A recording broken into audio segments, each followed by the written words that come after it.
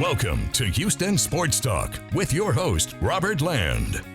Thanks for checking into the best Houston sports podcast. Robert Long with Sports Radio 610's Shaun Bijani. And if you're new to the show, welcome aboard. 45 years in journalism between the two of us, over 35 covering sports in the Houston area. Later in the show, I'll take the position that today, Monday, as we're recording, is the day the Astros World Series hopes died. How's that for a tease? But first, Shaun, since I know few people were as down on the Rockets as you were the last couple of years, where's your enthusiasm level after free agency? Very enthusiastic, to be honest with you. I like what they did.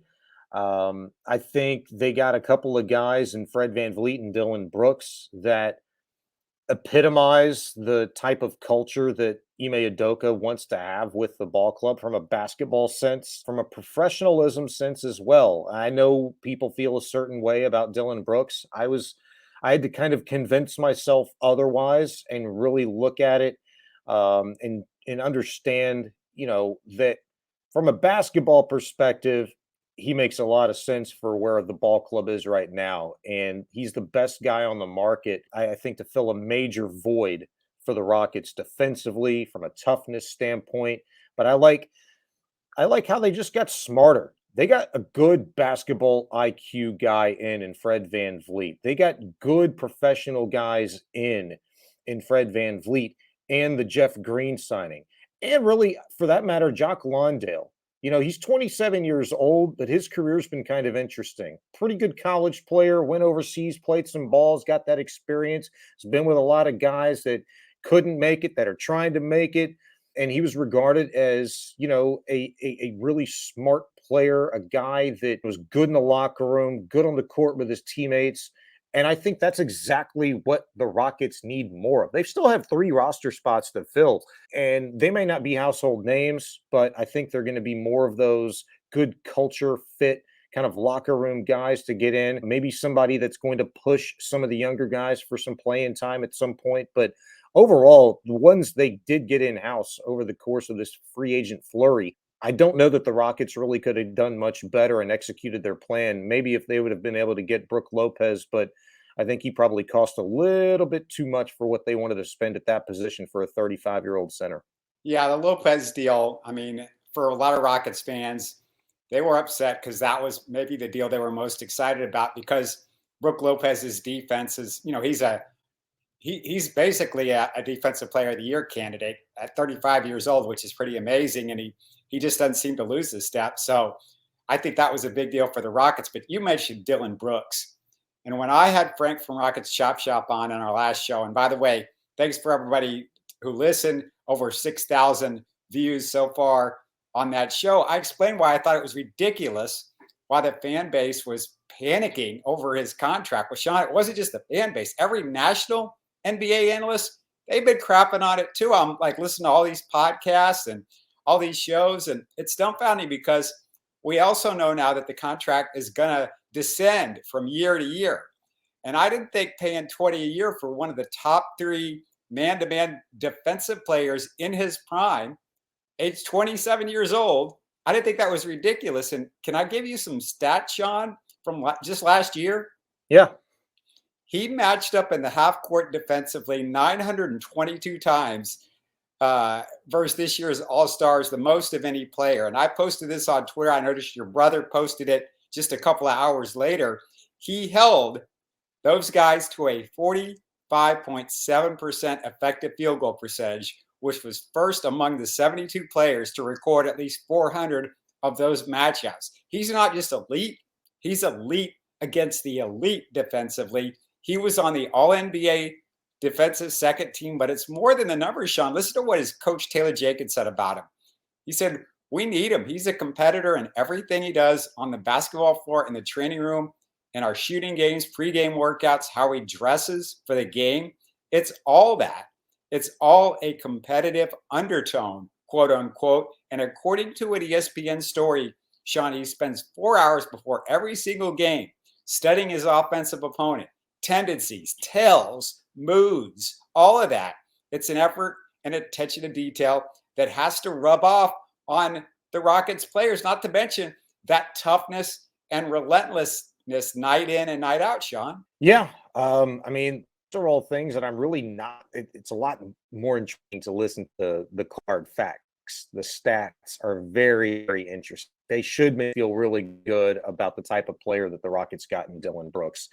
Look, what doesn't sit well with a lot of people, it didn't sit well with me, is the way that he handled himself this past postseason, with LeBron James. I've kind of convinced myself that this is a guy who is so confident in his own game that he feels the confidence to be able to play the mental game as well. Well, it didn't work with LeBron James. It was the epitome of talking your smack, but not being able to back it up with your play. His play, his shooting, it suffered. His team suffered in part because of it. But at the same time, I do appreciate, that toughness and that ability to kind of, play that next level game. It didn't work in that situation. And I have to think that Ime Udoka is probably going to help him reel that in a little bit Sure. and maybe set a different tone, a different culture with this squad. I also have to believe that Taylor Jenkins, while a really good coach for the Grizzlies, there's clearly a culture issue there. And if we're going to question managers and NFL head coaches for losing locker rooms, not being able to completely reel one in, I think you have to do the same thing with a lot of the distractions that were going on with Ja Morant. And who knows what else maybe transpired at any given point, especially in the postseason with the extra attention that Dillon Brooks was bringing to the team with his antics and smack talk against LeBron James and the Lakers. And when you're not able as a coach to reel that in, it's like throwing gasoline on a fire. I mean, it can just explode and get away from you. And maybe that happened with Jenkins. Maybe they're giving him another chance to kind of get the right pieces for him in Memphis. But that's not our concern. My concern is with Dillon Brooks, a guy that Ime maybe has a little bit tougher time reeling in, that got a massive payday, that maybe is a little bit more difficult to control than anticipated. That's my fear. Do I think it's going to happen? I don't know. It's a different role for Dillon, but it's also one that I think he, like Van Vliet, a 27-year-old in Brooks, 29-year-old in Van Vliet, should embrace. Get the opportunity to establish a good, professional, tough, dependable basketball culture for a team that is literally turning the page from a teardown into a legitimate rebuild. I think Rocket fans are going to be pleasantly surprised with the product they see on the court with these two guys helping lead the way. Yeah, I'm glad you mentioned Udoka because there's also this panic about his shot selection. And my reaction to that is, wasn't everybody so excited about the accountability Udoka would bring? Well, what happened? Look, if he's chucking dumb shots, Udoka will yank him for Tari or Jay Sean or whoever. That's who Udoka is. And I mean, I got a lot of respect for Grizzlies coach Taylor Jenkins. You mentioned him. He's done a fantastic job with that team. But Shaun, you can't tell me that a guy who looks at as much film as Dillon Brooks can't be coached up to take better shots. He wants to be great. This is not some guy that's just some jerk off or something like that. No, I don't think so either. I also think it's what he was being asked to do in Memphis that has a lot to do with his style of play versus what's going to be asked of him here in Houston. Look, there's going to be growing pains. It may not look pretty right off the bat. Preseason isn't enough time to, sort all of those things out. That's why you have an 82-game season. You learn a lot about yourselves throughout the course of the year. And I think at the end of the day, the accountability factor that Udoka brings as look, a championship level head coach. There's no doubt about that. With great expectation, with great demands of his players, can Dillon Brooks sort of, I don't want to say fall in line, but adhere to those different sorts of types of demands from maybe a more demanding coach in Ime Udoka than a Taylor Jenkins. The culture fit for the player, just as much as we talk about the culture for the team improving, it's going to be maybe a little bit of a culture shock for a guy like Dillon Brooks. And it's TBD, but I think he's still young enough, impressionable enough. And look, I appreciate any young athlete especially basketball player that is such a student of the game and his craft to improve constantly game by game by game as Brooks. I agree with you. I think he'll figure it out. There just may be a little bit more growing up to do on behalf of Dillon Brooks. But what I do like, and I think this part's TBD, I alluded to this earlier in my opening remarks, is the Rockets aren't done building this team yet. And I think, they officially announced their staff today. They've got a lot of coaches that have been a part of a lot of very successful basketball teams in this league. They've been around it all. They've seen it all. They've handled it all. They can help reel these guys in and put these veterans in position to help these young guys be better players, be better teammates. I ain't looking for choir boys.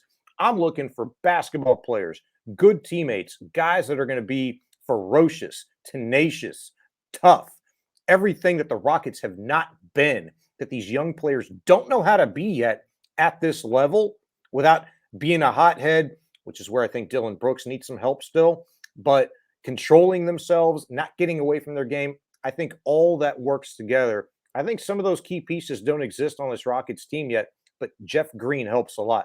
Fred VanVleet helps a ton. And guys like Lawndale coming from overseas, seeing the NBA, working with Popovich as a player, now coming to a young team, there's a lot of really good ingredients with this Rocket squad. Yeah, and a couple of things that we found out since I talked with Frank a couple of days ago. Me and Frank were very disappointed, let's just say, with the fact that the Rockets not just gave away Garuba and Ty Washington. I don't think Garuba was ever going to be a rotation NBA player because of his offensive skills. But our concern was you had to give up guys that you just gave first round picks. You picked them in the first round. You gave second round picks just to get rid of them. But it looks like that was all part of a multi-team trade based on them getting Brook Lopez. Now, unless the Rockets come up with something in the next few days, and it's still possible because I don't think that trade is official, that they could maybe tie this into a Clint Capella trade and bring him in as the big that's going to provide some defense from the Hawks, because that trade was with the Hawks. But we've heard nothing about it so far as you and I are sitting here talking. And they need to come up with something good, because you just gave away two guys for second round picks. And even if you get somebody else in the door, I mean, I just don't see why you had to give a second round pick to get rid of Ty Washington. That was unanimous by everybody that I read last year, a first round pick and a guy that you didn't even give a shot last year when you could have, because instead you were playing Daishen Nix, who was one of the worst NBA players I've ever seen in my life. So that's the only concern. It just seemed like we were driving with a rookie general manager that didn't have plan D, E, and F on the board when plan C, A, B, and C fell through. And that's my concern. It's really good points and a good thought theory. Boy, damn Daishen Nix, right? He made me feel like a damn fool for even wanting to give him a chance this last season, because I thought he was going to improve from last year to this past season. So much for that, right? Ty, we were all excited when the Rockets got Ty. We thought he's going to be a good young piece, be here for a little bit, have a chance to develop. I think he could be a good player in the league. I agree with you on Garuba. As far as the longer play here, it's a possibility, I guess, right? Because if you look at Jock Lawndale's contract, only having that 1 year guaranteed, you're not going to sell me on the idea that the Rockets believe he's going to be the lone backup to push Alperen Sengun, right? Who is not relinquishing that starter role that he took over last year. So I think if the Rockets can get a good defensive veteran, if we're talking about exploring guys that we've already been there, done that with, if there's anybody amongst the Pat Beverleys, the James Hardens that I'm going to ride and die with, it would be a guy like Clint Capella. If they could nab him, I'd take that all day. Still very productive offensively. Obviously, we know what he could do in the pick and roll. I mean, could you imagine that with VanVleet running the show there and have uh, Green or KPJ on the floor with them as well. Maybe a Eason. Oh my goodness, that would be a lot of fun to watch. I don't know if it's going to be Capella or not. I don't know how much he would cost. I don't know if the Rockets have the room for that. Yeah, well, that's the thing. They still have, I want to say 13 million About, left. yeah. And he's making 20. You could take Jayshawn Tate, who's making about 8, and send him to Atlanta and make that work, I believe. I don't know if there's any other connecting pieces to that, but there is money, which tells me that they're probably not done. I think they might spend that. If not, they could wait and if, in a couple of months if something else shakes loose or something like that. But to me, he's the easiest, and the most obvious candidate of anybody that I could think of. Tate's a good pull. That would help it make sense financially. Whether or not Atlanta wants him, would take him, remains to be seen. But there is a little logjam, at small forward, where Brooks, Eason, Whitmore, yeah, I mean, I guess that would be it. I mean, you got 3 guys at the 3 there. Yeah, So, even Porter can play some 3. I assume he's going to be mostly backing up 1, 2, and that's a whole other story. How much he's going to play yeah. and where he's going to play, because you also have Amen Thompson at the 1, obviously. Yeah. KPJ's a thought.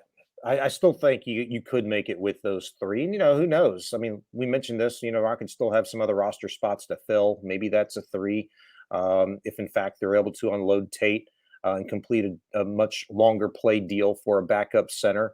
We'll see. I like where your head's at, though. If you stopped today and you just look at Fred VanVleet, Jalen Green, Dillon Brooks, Jabari Smith, Alperen Şengün, there's your starting 5. I'm really feeling pretty damn good about the depth as well with Amen. I'm going to call him Amen. I know it's Amen, but I'm going to call him Amen because I like saying it better. I like Amen Thompson. I like KPJ. I like Tari Eason. Man, give me a good 5, a good veteran 5. Brook Lopez, dang it. Give me somebody like that you could run a really strong second unit with. And I'm really liking this Rockets team. We might get to this. Teams do it all the time, Robert. I'm anticipating significant improvement in the win column for the Rockets this year.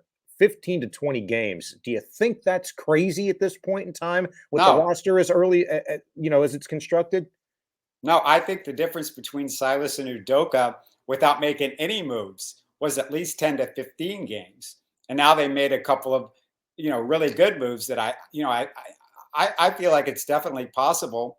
And really, Udoka, I mean, there's just so many different things that he's going to be doing that Silas, yeah, it's realistic for sure. I asked you because I'm a dork. I went back and I looked historically over the course of the last 22 years. 14 times in the last 20 years, an NBA team has increased their winning percentage from one year to the next by at least 26%. By at least 26%. That translates to about 21, 22 wins. Rockets finished 22-60 this past season. If they increase their winning percentage by at least 26%, 21 wins, let's call it, that's 43 wins. You're talking about a 9-10 spot easy if the Western Conference stays status quo, maybe even regresses a little bit. The last 2 teams in the West this year were OKC and New Orleans at a 488 winning percentage and a 512. So I like the Rockets' chances there, but I looked a little bit deeper into this. How many times did you say this season that the Rockets, damn, they should have had that game? Damn, they could have pulled that game out if they would have just done this, that, or the other thing. They lost 11 games by 6 points or less. They lost by like 15 games by 10 points or less. They had opportunities. Young teams don't know how to win those games. Teams with good veteran leadership, they can steal games. They can go win you games. They know how to win those close games more times than not. I just think the Rockets are going to have the opportunity this season to do all of those things. And that's why I feel like a 15 to 20 game improvement with this roster right now is pretty darn fair.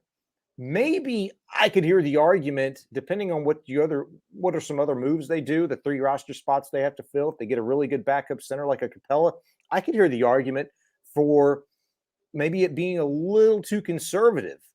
If you increase your winning percentage by at least 26%, that would only put you in the top 25 of best turnarounds all time in the NBA. I think the Rockets could be in that conversation of at least 26% this next season. Yeah, 26%. I would think that's like a fourth. And if you had 22 wins, how many did you say? 26%, 22 wins? 21 or 22 wins. 21 Yeah, or 22 wins. but it isn't 20, if you're increasing your winning percentage by 26% from 21 or 22, isn't that only like 5 or 6 more wins? Or my math is off, I guess. It's the winning percentage out of 82 games. It's the increase in win percentage. Oh, okay. I guess, yeah. Yeah, no, I'm not expecting 40 wins, but I would hope at least 35. Maybe they can get up to 40. At that case, they're going to be in the conversation for a play-in. It gets you in the conversation, and that's why I look at those close games that the Rockets lost, because you could make the argument on paper, hey, they might have played teams a little bit closer than anticipated, but how many of those games did they lose?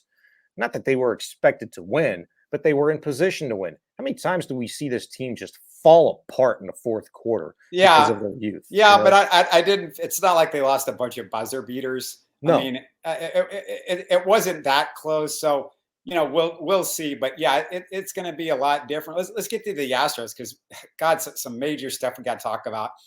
They win 3 of 4 over the Rangers. They blow an 8-run lead and still win 12-11 Monday. And Shaun, maybe I put Jose Abreu in an old folks home just a little bit early. Glad I screwed that one up. Who didn't? We all did. And it's not our fault. It's nobody's fault. It's his fault. He did something this year that he's not done in his entire major league career. Sure, he started slow before the first month and a half, 2 months of the season. That's happened. But a slow start for him has been, in 6 homer month with a batting average of about 250. Dude was batting 215 for the first couple months of this season before he decided to turn it on. Over the course of the last 21 ball games for Abreu, just around the time that Yordan Alvarez went out with his latest oblique injury, he's hitting well above 300. Before today's game, he was hitting 308. OPS was around 950. And I'll include the home run and RBI totals from today. So the last 22 games, he's got 6 homers and 21 RBIs. That's the Jose Abreu that we were excited about when the Astros, Jeff Bagwell, signed him this offseason. What happens from the month of June on to Jose Abreu historically in a major league season? He gets better.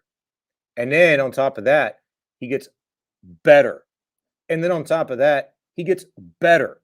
So it's trending upward for Jose Abreu, I'd say. It was a much slower start from a data standpoint for Abreu, but for whatever reason, the month of June hits and the guy picks it up. If you get this Jose Abreu for the rest of the season, Dana Brown might want to rethink his comments from a couple of weeks ago talking about needing to go find a bat. I think you eke out a game like this, 12-11, blow an 8-run lead. You get the start that you did from Christian Javier, which is his 4th poor outing of giving up at least 4 earned runs in his last 5 starts. You need to be in the market for a starting pitcher. And I think you really, for that matter, you need to be in the market for a really good pitcher in the back end of the bullpen. Yeah, I'm going to get to the pitching in just a second. But Shaun, there was an old question back in my day, back in the old days.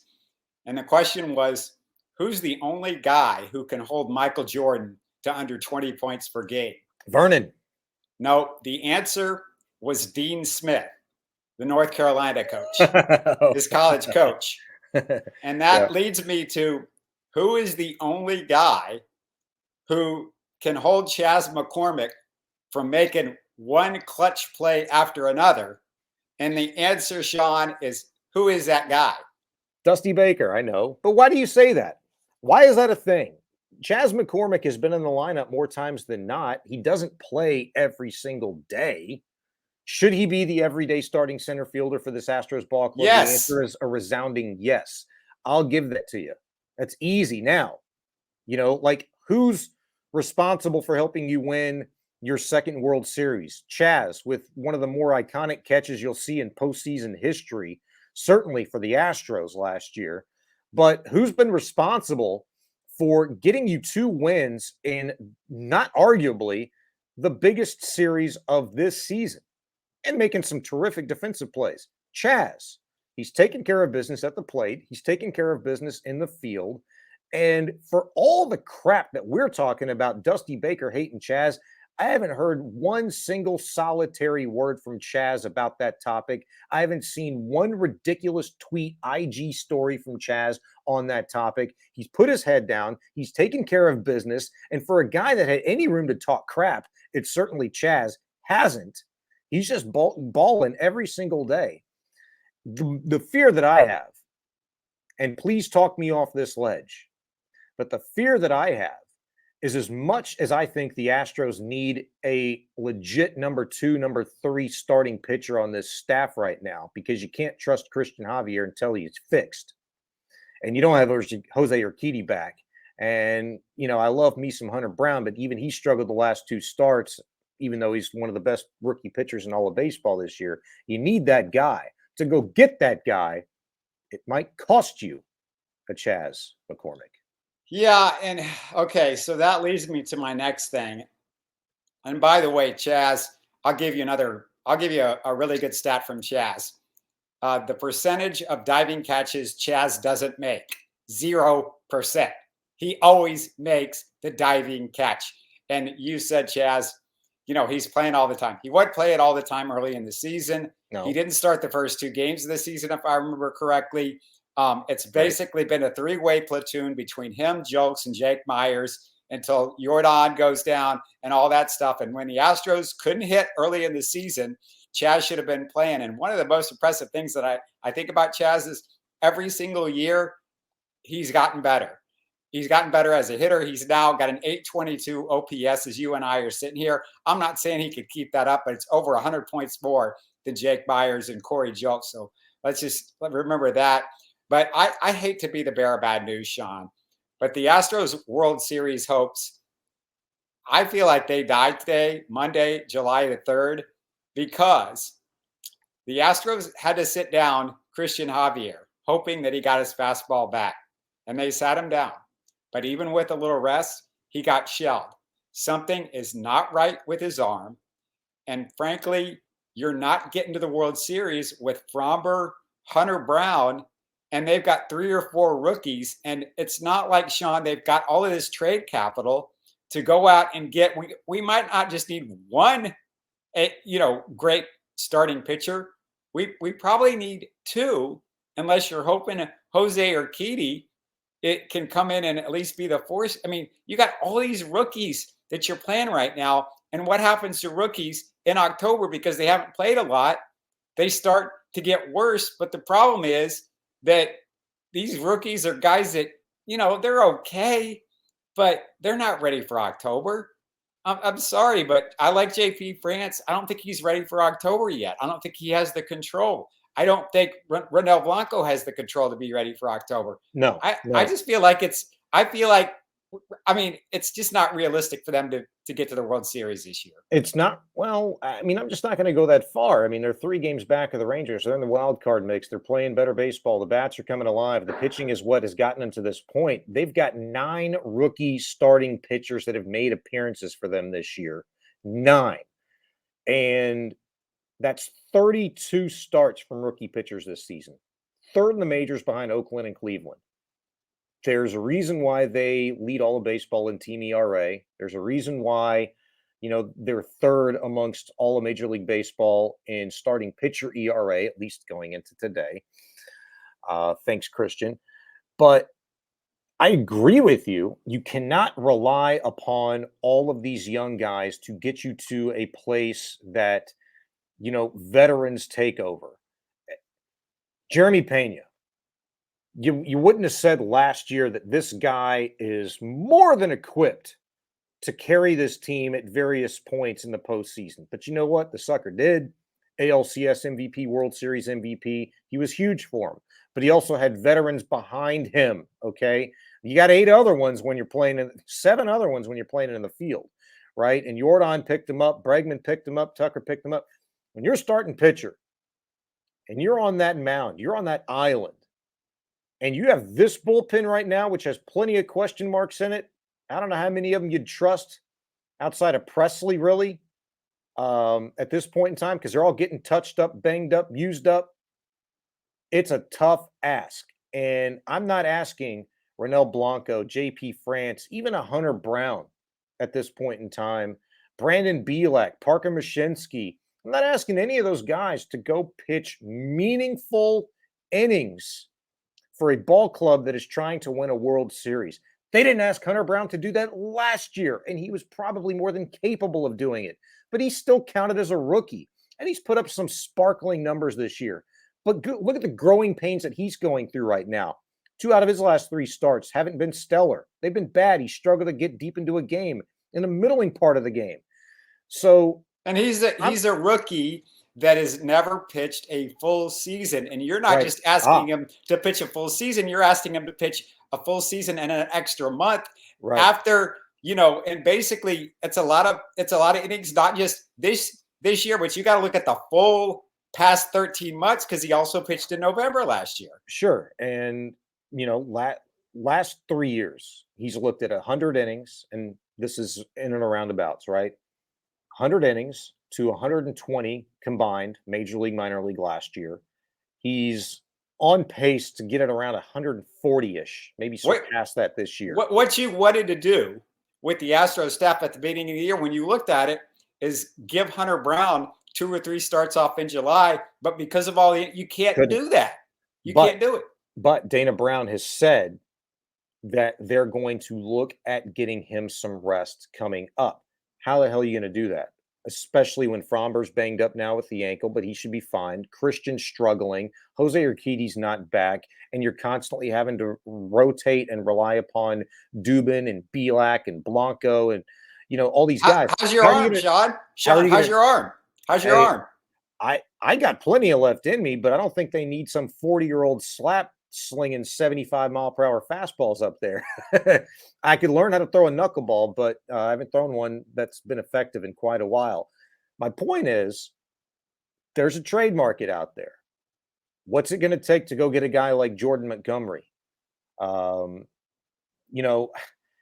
don't need one guy, though. They need like 4 pitchers right now. That's a lot.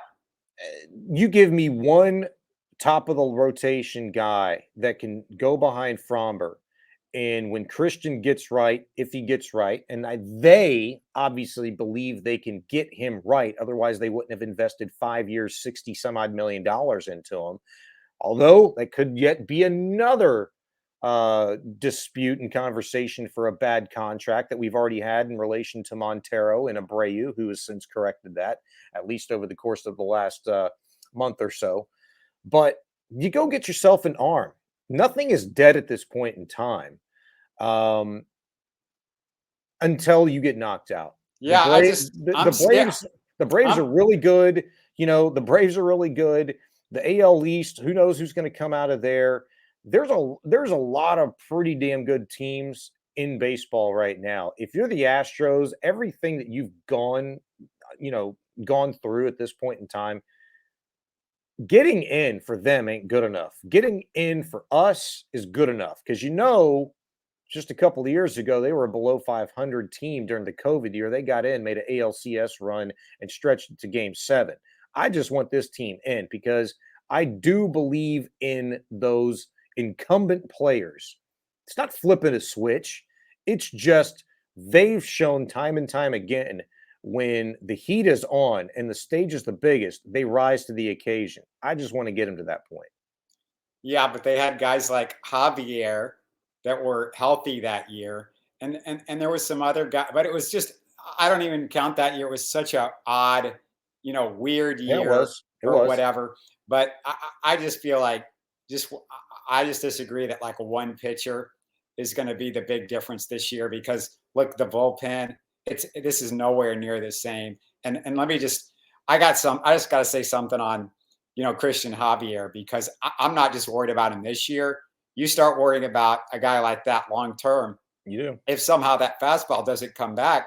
And if people haven't looked at his numbers, his strikeouts per nine have gone from 11.6 the last 2 years to 8.1 this year. That's a 33% drop off. And Shaun, Steve and I talked a little bit about it last week. The WBC killed the Astros pitching staff.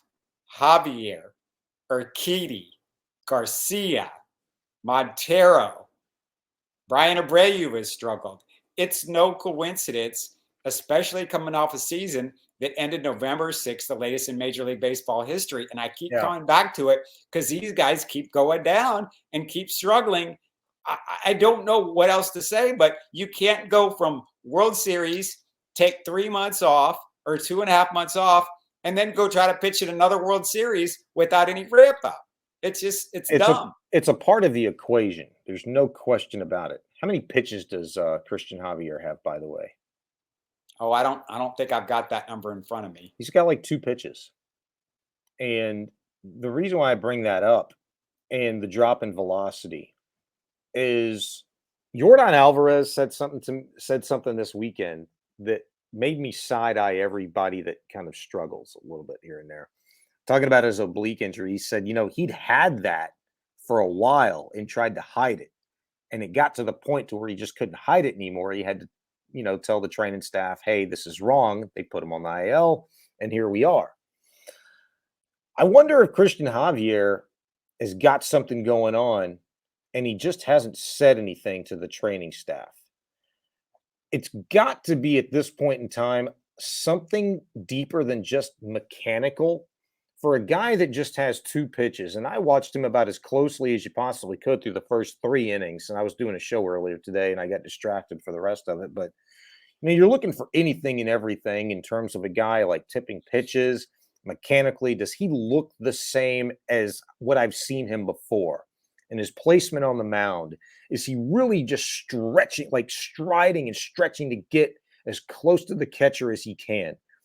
I haven't been able to pick anything up on it, but I'm looking at it on a 30-inch TV screen doing a radio show. I don't know. I can tell you this.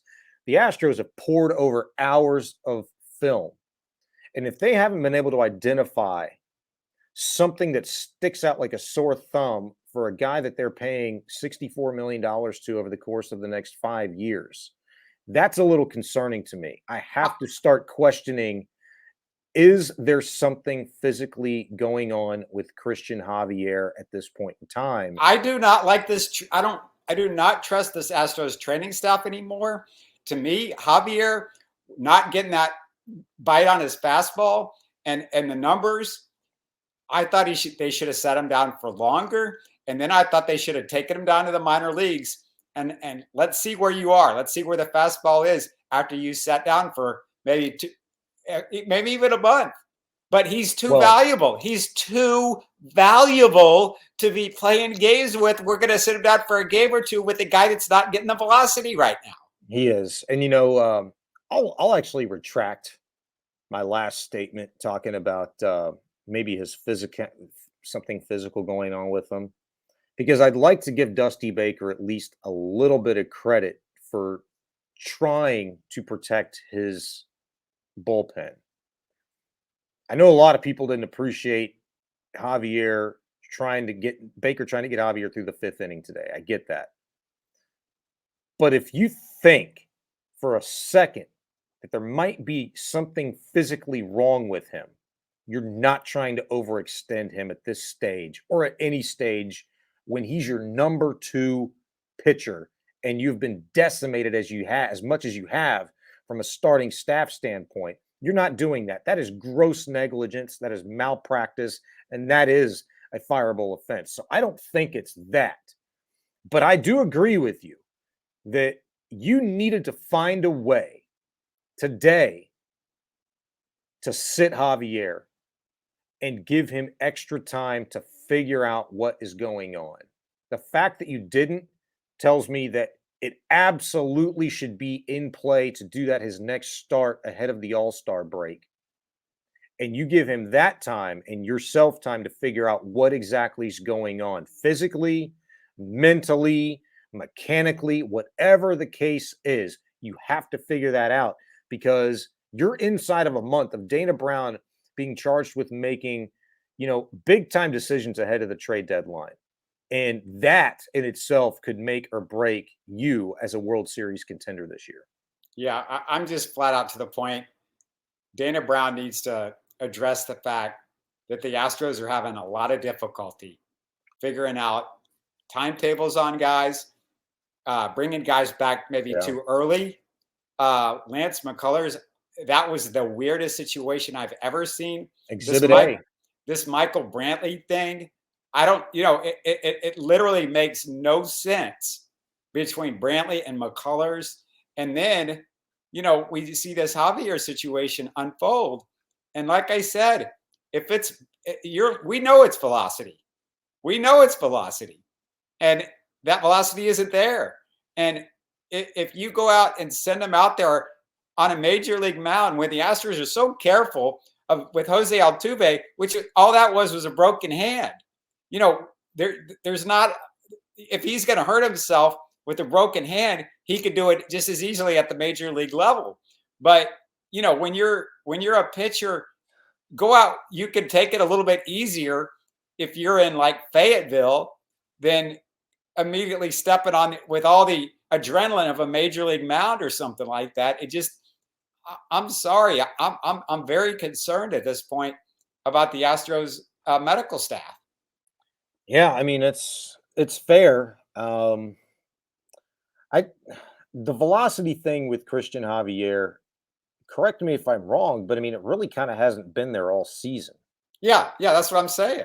So why is it possibly something with the arm slot? Is it something, with his lower half? Is he just not as strong there this year? Is there an ailment that maybe he even doesn't realize is there? It could be a tired arm because, again, I keep saying it. If people are out there listening, tell your friends. The WBC, they finished later than any team in the history of Major League Baseball. Yeah. November the 6th, go find a team that finished later than the Astros did last year. Yeah. And then without a spring training, you're out there pitching for your country's honor in a World Series. It's the World Baseball Classic. This is the Olympics of baseball.